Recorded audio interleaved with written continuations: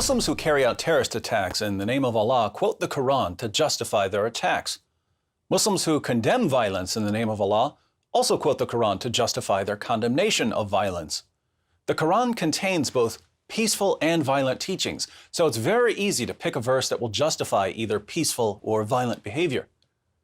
But is obeying Allah simply a matter of picking a verse that justifies whatever you happen to be doing?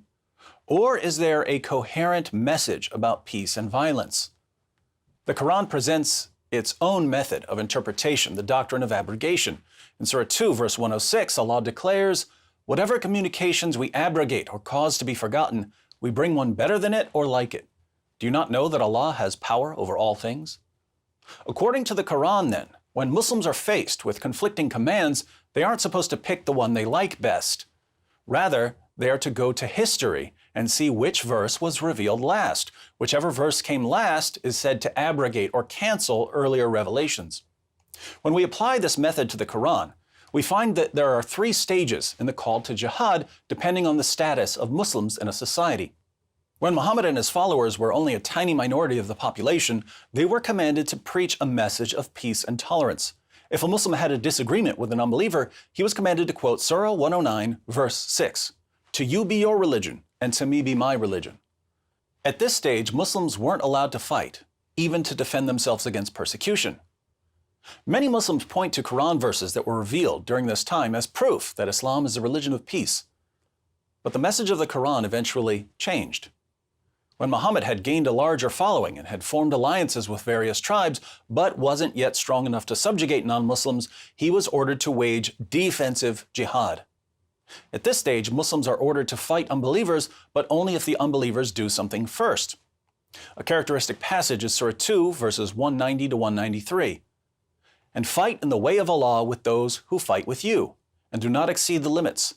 Surely Allah does not love those who exceed the limits. And kill them wherever you find them, and drive them out from whence they drove you out, and persecution is severer than slaughter.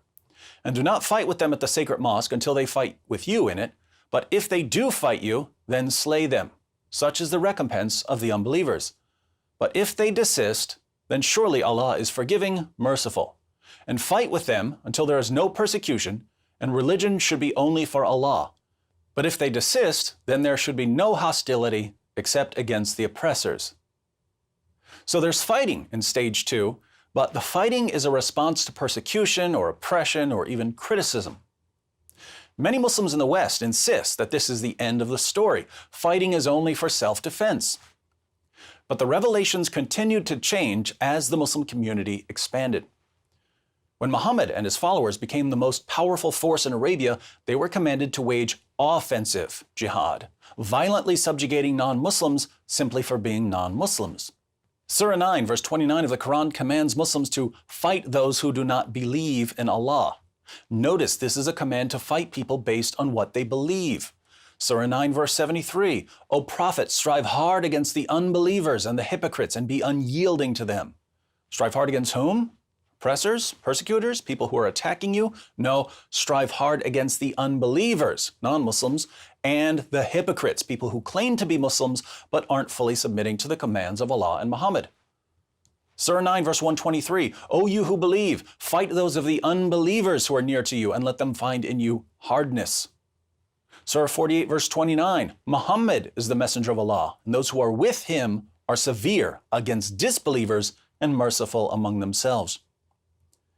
The distinction in these verses is not between people who are attacking you and people who aren't attacking you.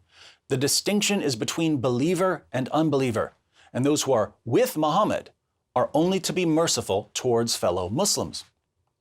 Putting all of this together, we see that jihad proceeds in stages. Stage 1, promote peace and tolerance when the Muslim community is thoroughly outnumbered.